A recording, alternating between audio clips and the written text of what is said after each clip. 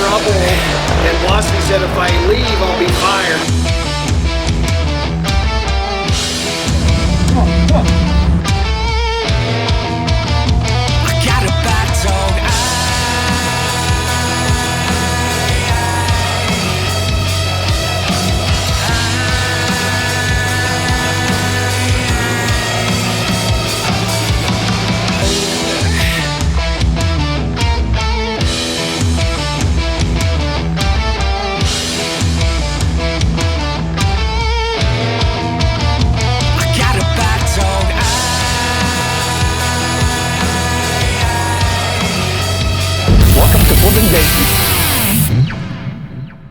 Welcome to Flipping Dayton. In this episode, you're going to see a lot of the renovation work getting done, including the roof, the gutters, the tiling, painting, the hardwood floors.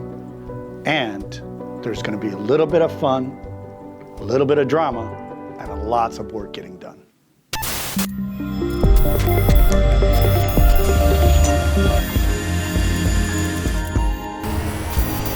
So we got the whole house cleared. It's ready to start work.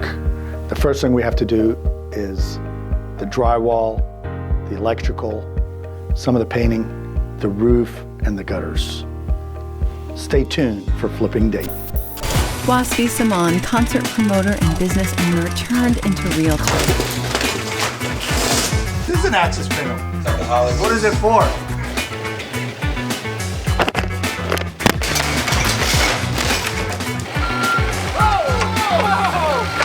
COVID-19 decimated the entertainment industry, burying his beloved entrepreneurial dreams. Using his years of marketing experience, he is creating a one-of-a-kind business plan to save his companies. In 30 days, he will take his investments and turn them into huge profits by recreating the housing marketing strategies of the past. Teaming with his apprentice and legendary Ohio State University clutch kicker Tim Williams, they are on a mission. Time is their enemy. Will they succeed against all odds in just 30 days? We are flipping the housing market upside down. We are Flipping Dayton.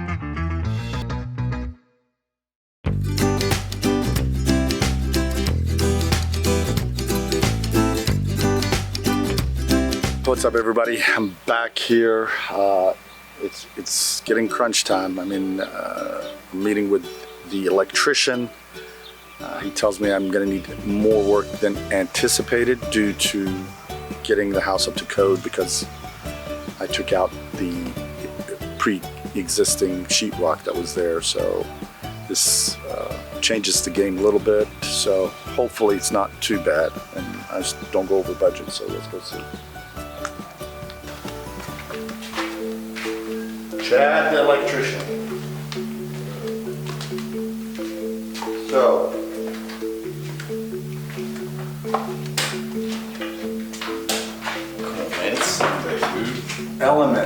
Element Contracting. We better be nice to him because supposedly this is going to cost me more than anticipated. Cut right now for a second. So you're saying that I'm going to have to do more work than anticipated. What I did. So remember all those receptacles are up here? Don't say I already did it. Cut. So we need additional work done because we took out the walls, which I didn't know that doing that I have to bring everything up to code. We had that junction box right here. That's where all these receptacles were coming out of, and the wires were too short to splice them into a box. So you have to run new wire. So I run on the wire to all the receptacles in this room. It has to be no longer than 6 feet? Well, so with a cord, it's 6 foot long, so you need 12 feet in between receptacles. Okay. So anywhere you put that device on a wall, it'll reach a receptacle. So you had none there, had none on the outside, that's one I lowered, and I added one back here by the furnace also. So that covers everything now. So now there's no distance greater than 12 So how feet. much extra is this going to cost me? That and the panel and changing the walls of lighting, and everything, like 3,600 total. So Are you serious? Yes.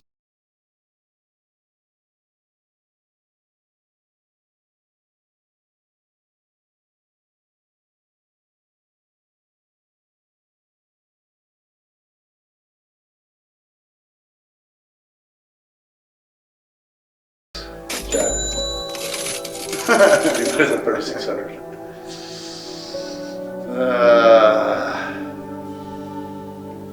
34. Really, $200? I thought we were friends. I gotta buy material. How much material cost? Well, we spent 300 at Lowe's this morning. Additional. Addition. Yes. You could do a little bit better. Pay cash. Hell no. Who has cash these days? You gotta get it a loan for this extra expense. I have to recalculate my budget. Like you're adding. Well, as long as we don't have any more surprises, and you're going to be doing another one of these, let's see. Probably. I just called that house actually. So let's do 32. Oh my God! This guy's in 200. Since we're in 3,000, it's a deal.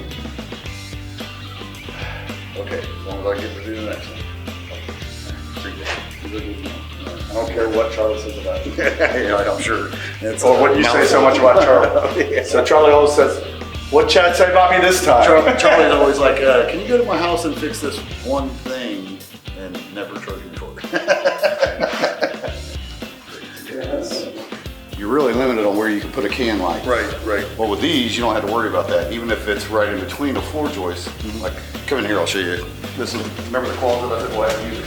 By code, you can't have the lights within 18 inches of shelf. Because of people stacking stuff up on it. Could cause a fire. Could cause a fire, yes, exactly. So we can put it right above the door right here. Well, you know, obviously we got ductwork here. The can light's not gonna fit there. We're not gonna get a regular box for a light fixture. Okay. Which is even gonna come lower because it's gonna be surface mounted. So we can, this will actually fit right up there.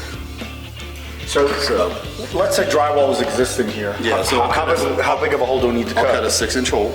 So you need to cut this around. Yep, a 6-inch hole. And we wire it up, then we just slide this in up above the drywall. Oh, okay. And this is hardwired, right? Yes, yeah, so here's the wire for it. Okay. So we'll just wire it in, then we'll just slide all this up in the hole. And just clip these. pull these up. Man, that's cool. Yeah, You know, I've never seen these. Yeah, it'll pull itself right up. That is cool. Isn't that pretty neat? Okay, so I just spoke with the electrician. Additional cost, actually almost $1,400 extra, $1,500 more than what I anticipated in electrical work. I mean, that's due, to, when you get a permit and you gotta get an inspection, you gotta bring everything up to code.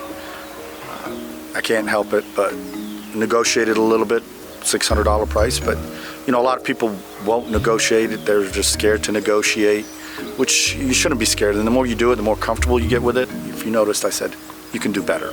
And keep saying you can do better till they stop. And once they stop, then you offer a lower price. And most of the time it works. I mean, so when I bought this house, I did that, and the guy dropped twice without me even making an offer. I mean, can you imagine? You just asked twice, and they dropped the price twice. Now, I tried to come in on this house with another lower offer, but he didn't drop twice. He was an investor, but it's amazing how I learned that like 15, almost 20 years ago, actually, and I still use it in almost anything I do. You could do better. You can do better. So I gave you my secret, guys. I don't know if I should have disclosed that, honestly, now. Dang. This is gonna ruin my negotiating, I think. Oh well. You still have to negotiate to get the job, so. Lesson learned. Bye. So now I'm meeting with, what's his name? Andy. All right. So now I'm meeting with Andy from Johnson Restoration, considering the roof. The roof is very important on a flip or any house, because that's the first thing they ask, how old is the roof? And he gave me a perspective of what needed to be done. Good thing. You kind of give me a quote to see first if I need a roof. Yeah. Because I looked at it, I say I don't need one, That's what you know what I tell people though?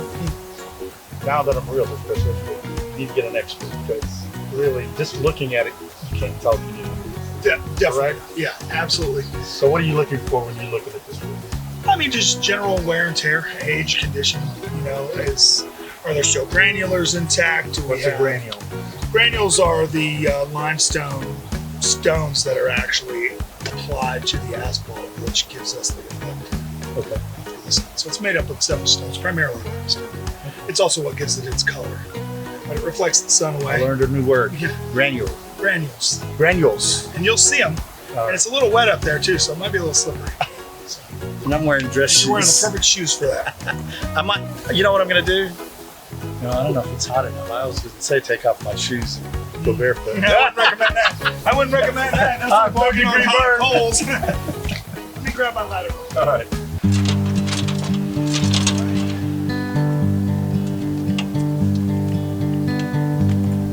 Go ahead and Yeah, we'll go ahead and jump up and jump up, and I'll jump up behind you. If I feel I'm slipping and sliding, I'll come back down. Yeah, definitely. Sounds good. I gotta check how many layers are on the roof first. Okay. So typically I just kind of, yeah.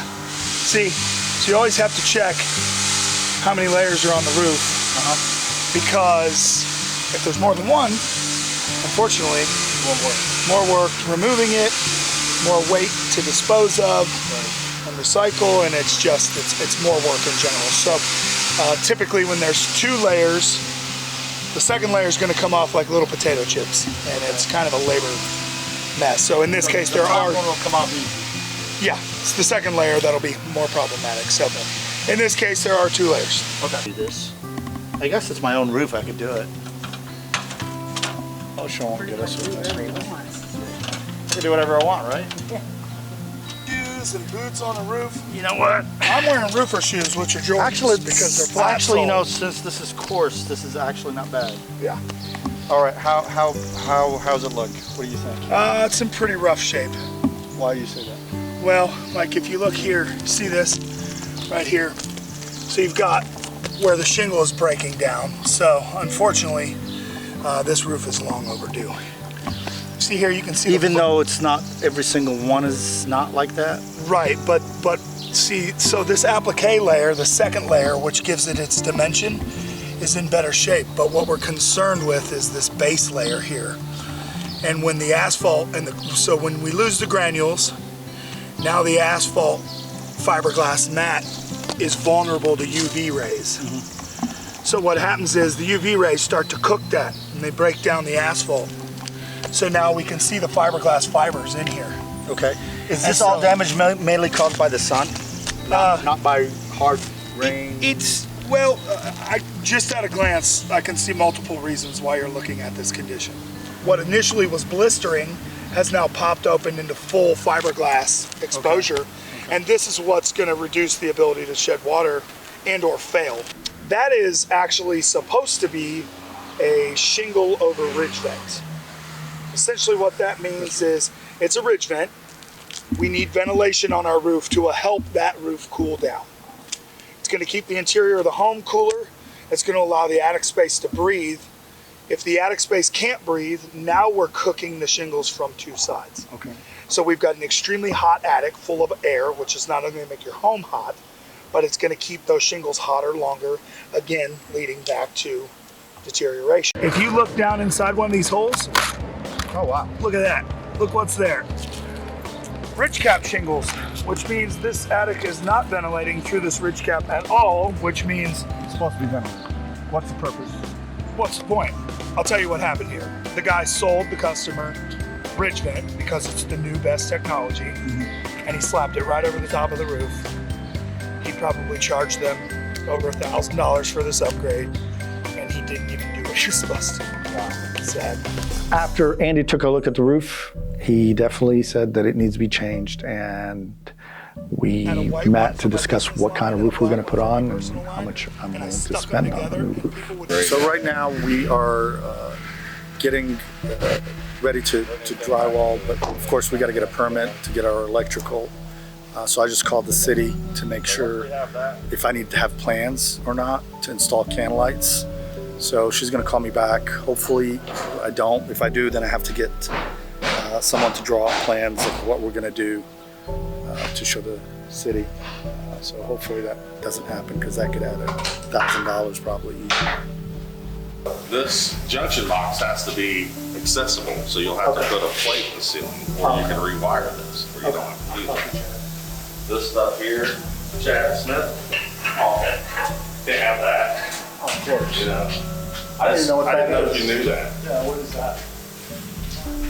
But you can't have any junction, oh, there's another one over here, I noticed, I don't know what. Right here. That's illegal, you can't have that not accessible. I see. All junction boxes. Yeah, they have to be accessible, yeah. So you have to be able to get it. Ceiling? Or you may just rewire it. I would try to get rid of this old wiring. Yeah, I don't need it. Unless it's connected to these outlets. Yeah. So if your Chad's doing it, he knows all that. He'll come in and do it properly. So, anytime you're doing electrical work, you have to get a permit. So I put in a request and been waiting on it for a week, and finally I got the call that it's ready, and we're good to go to finish up.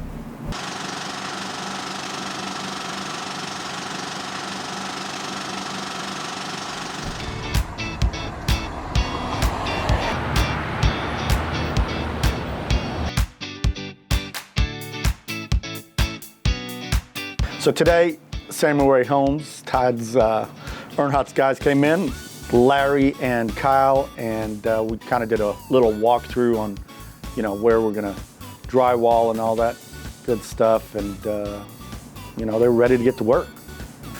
The basement, we're putting up just some wood before we add drywall. So let's go see what Todd Earnhardt with Samuel Ray Holmes is doing. What the hell's this?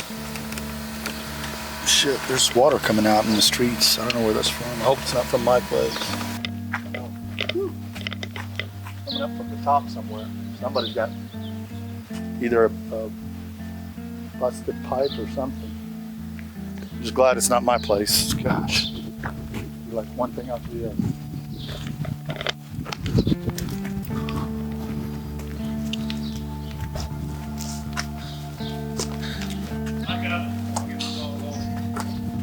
Boss coming around, come straighten up.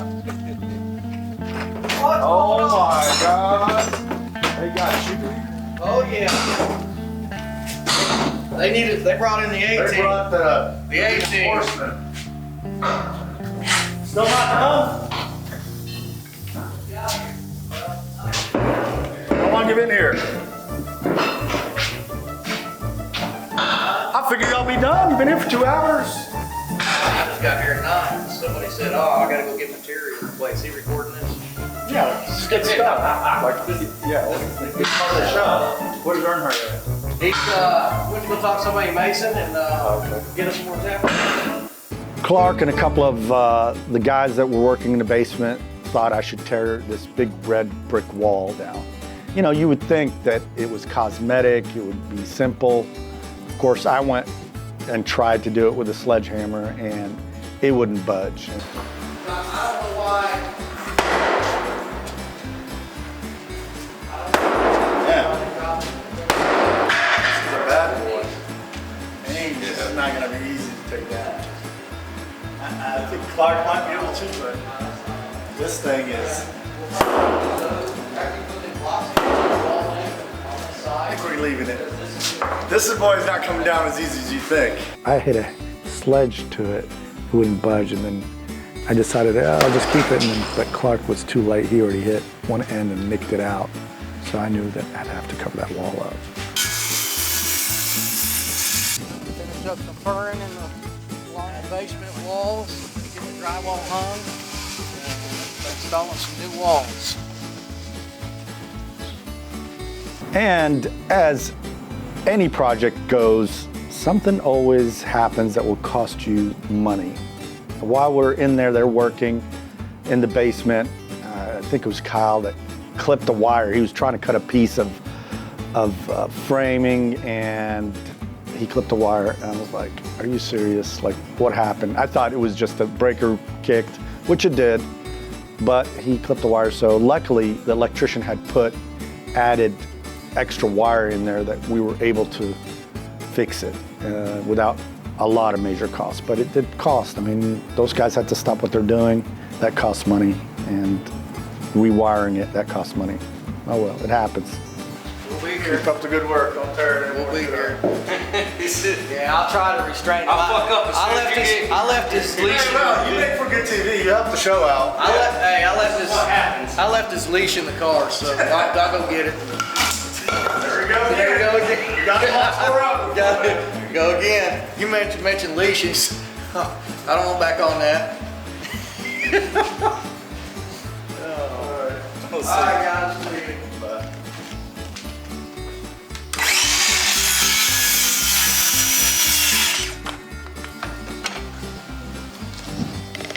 Good stuff. Can't make this shit up, you know? Sometimes, you know, you watch these shows on HGTV and all these channels, and they have to make that shit up. We don't even have to make it up. It just happens. Wow. You just don't know what to expect. That's why I love this. I love this job. Cameraman's about ready to join that. So after we, of course, we removed all the carpet, we had some damage that was missing hardwood pieces, and I called Sean from Rusty Woods, called a friend of mine that referred him, and he repairs and sands hardwood. But before we could sand everything, he had to fix those, so he's kind of like feathering in these hardwood pieces, and that took some time. It was very, very precise work. Yeah, that's what you do. Make sure you get the saw blade just enough to go to the bottom of the board. Find where the next seam is. Cut down the middle. Try not to cut yourself like that. Cut down the middle twice.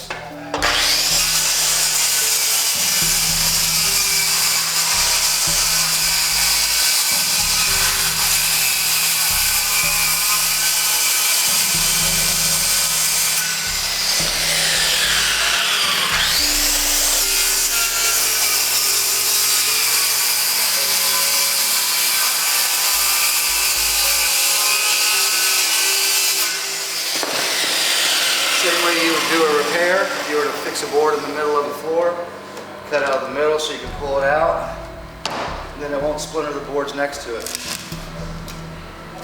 Then you get nice clean factory edges. And then once you get done, you start putting them all back together. Very time consuming, but worth it in the end. So Sean from Rusty Woods had to cut out pieces on both sides of the hardwood because there used to be a wall there at one point before we even purchased it.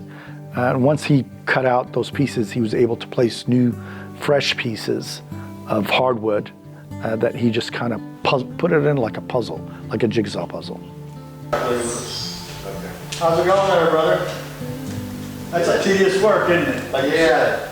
Yeah, it's monotonous. I'd rather me do it and get it done in a couple days. If my employee do it in a month. So, did you decide to keep the hardwood and he was going to repair it? That's what I thought, but it was. He's gonna That's awesome. sand it down. We're gonna. Feathering in the repairs instead of blundering half-assed. So today, Tim Williams, AKA famous, former Ohio State kicker, stopped by to see our progress, and he's making fun of Clark wearing flip-flops. I was like, you know, this is part of the show. We're flipping Dayton. We're wearing flip-flops. It's just casual. Don't wear flip-flops if you're going to be doing some work with tools, though. Bad idea. But nobody got hurt. Don't turn me in.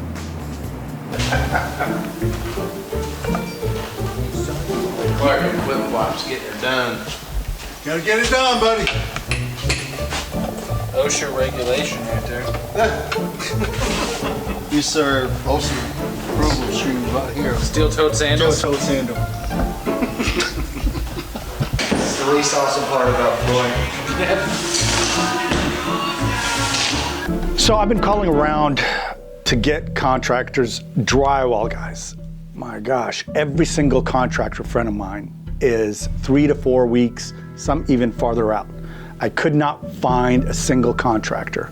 So I made a post on Facebook and a couple of people reached out, and a friend of mine with Horizons, their staffing company, they provide people that have these special skills, whether electrician, drywall, plumbers, that kind of stuff. So that was a lifesaver. They sent Matty, his name, and Matty was a cool dude. I mean, came in this bright orange shirt, and I kind of asked him what else he knew, and he knew more than drywall. So I kind of put him on a task in the bathroom to see about replacing maybe the faucet. And then he started talking about the placement of the shower head where it's close to the window, and the window's got a wood ledge. So he gave me some pointers on it. He was pretty cool. They're taking a shower, the wood was probably getting wet. I'm guessing. That's a good guess. But I was wondering why they took that out. That is an awkward spot. Wood in a wet area is probably not good after a while. Very true. Can you coat it with anything just to seal it? I imagine you might be able to. But I mean, the actual windows out of wood. Yeah. You know, if anything, I would at least put a vinyl window in and plastic trim. But the glass block is so much, you just tear this out, throw the glass block in there and caulk it and you're done. So I would get shark bites, probably, just add on up here, pop my shower head up there, and we'll just redo that with a couple of more snake bites, shark bites, sorry. Do you replace what I brought would work? Yeah, I just need some, probably a small PVC pipe and some of them shark bites, 1, 2, 3, 4 of them. Okay. Do you want to do that today? Yeah, we're gonna slam it in there today and be done. Okay. We'll come in here and Do file whenever you need me to go to the store?